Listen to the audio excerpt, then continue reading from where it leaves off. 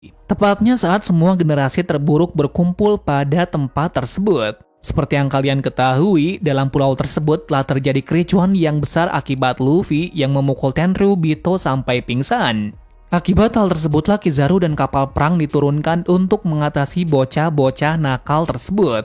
Namun epiknya di situ adalah Kuma malah memberi pertolongan yang besar kepada kelompok topi jerami.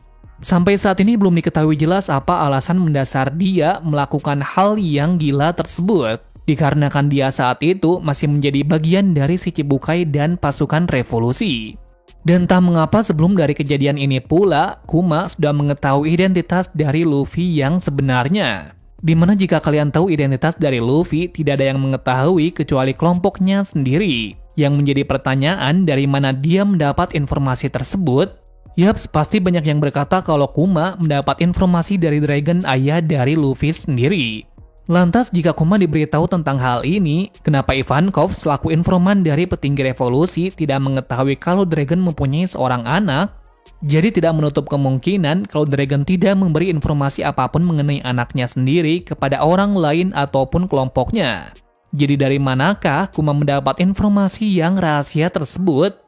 Menurut kami jawabannya adalah pada buku Bible yang dibawa oleh Kuma kemanapun dia pergi.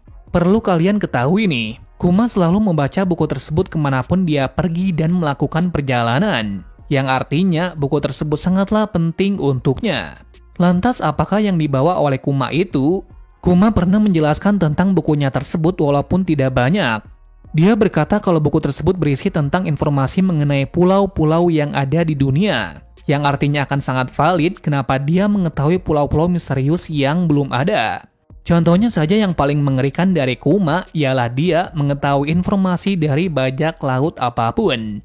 Nah, kenapa dia bisa mengetahui semuanya? Alasannya karena dia telah dimodifikasi oleh Vegapunk untuk mengetahui semua buronan bajak laut yang mengancam dunia. Di mana berkat hal ini juga membuat Kuma tahu segala hal mengenai bajak laut yang tidak terkenal. Sebab dari itu, alasan kenapa dia bisa mengirim kelompok topi jerami ke arah yang tepat sesuai bidangnya sendiri-sendiri. Hal ini sudah terbukti dari kelompok topi jerami yang sudah tumbuh menjadi kuat setelah 2 tahun berlatih keras sendirian. Lantas dari sinilah dia juga mengetahui kalau Luffy adalah anak dari Dragon. Sekarang yang menjadi pertanyaannya, kenapa Kuma rela menolong Luffy sampai sejauh itu tanpa diperintah oleh Dragon? Tepat sekali, jawabannya sangatlah banyak. Pertama ialah dia memiliki hubungan dengan Dragon. Secara harfiah, jika anak dari kapten yang mendapatkan masalah, dia juga akan turut membantunya apapun yang terjadi, walaupun tidak termasuk dalam misi utamanya. Alasan kedua, Kuma sangat yakin kalau bajak laut topi jerami akan tumbuh pesat dalam beberapa tahun ini. Indikasinya adalah saat di Arc Trailer Bark, di mana kelompok topi jerami berhasil menjatuhkan Moria dengan kerjasama yang sangat epik. Namun yang patut diacungi jempol ialah keteguhan hati dari Zoro dan Sanji yang rela berkorban demi sang kapten. Nah di situ dia sangat terkejut bahwa bajak laut ini bukan bajak laut biasa, melainkan bajak laut yang akan menjadi besar nantinya. Kemungkinannya sejak dari insiden ini, Kuma membulatkan tekadnya untuk menyelamatkan bajak laut ini apapun yang terjadi. Lalu alasan yang ketiga mungkin rada ngawur dan tidak ada dasarnya. Menurut kami, Kuma mengetahui informasi mengenai buah iblis dari Luffy yang sesungguhnya. Kenapa kami berpendapat seperti ini? Lantaran Kuma telah mendapat ilmu pengetahuan yang sangat banyak dari pemerintah, terutama pada Vegapunk yang memasukkan informasi yang sangat banyak pada penelitiannya. Dan mungkin saja Vegapunk adalah ilmuwan yang sangat baik. Sifatnya itu sangat valid dari dia yang dituduh meledakkan gas beracun pada insiden beberapa tahun yang lalu di Punk Hazard, yang ternyata pelakunya adalah Caesar Clown. Sebenarnya tidak hanya itu saja, Kuma juga mau menjadi pasifista atas kemauannya sendiri. Sampai saat ini belum diketahui alasan Kuma mau menjadi pasifista untuk pemerintahan. Tetapi menurut kami, Kuma memiliki hubungan yang sangat dalam dengan Vegapunk. Kenapa seperti itu? Lantaran sebelum menjadi pasifista, Kuma sudah dikenal dengan bajak laut yang sangat kejam dan brutal. Yang artinya dia tidak ingin lagi menjadi yang terkuat daripada yang kuat. Tetapi dia mempunyai tujuan yang lebih besar dari hal itu. Mungkin saja dia ingin mengetahui apa saja di dunia dengan matanya sendiri. Dengan hal ini akan menjadi sangat jelas kenapa dia membawa buku yang penuh informasi mengenai sesuatu yang ada di dunia. Kemudian langkah besar untuk mendapatkan informasi itu, dia bergabung dengan pasukan revolusi dan Shichibukai untuk mengetahui dua sudut pandang dan tujuan yang berbeda.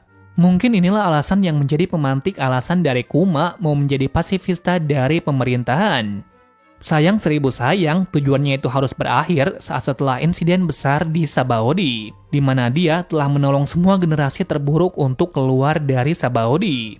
Tentunya akan kelakuannya itu dia harus dimatikan dan menjadi tumbal proyek untuk pembuatan pasukan bersenjata milik pemerintahan. Kini pasukan itu telah terbentuk yang dinamai dengan SSG. Konon katanya daya tempur dari organisasi ini melebihi para Shichibukai. Pertanyaannya, apakah saat ini Kuma masih memiliki pikirannya sendiri? Jelas saja yang mengetahuinya hanyalah Oda sendiri. Tetapi misteriusnya di sini, dulu saat Arc Sabaody, Kuma pernah menerbangkan sebuah pasifista yang bertipe PX ke suatu tempat. Tempat apakah itu? Pastinya dia mengirim ke tempat orang kepercayaannya. Mungkin saja ke Pulau Baltigo atau tempat dari Vegapunk. Nah, jika dikirim ke Baltigo, maka dia sedang merencanakan sesuatu dengan teman-temannya untuk menyesuaikan diri mengenai kelemahan dari pasifista. Tentunya sebagai peneliti yang handal, yaitu Lindbergh harus bisa mengupgrade atau memberikan sebuah penambahan baru yang lebih kuat dari sebelumnya.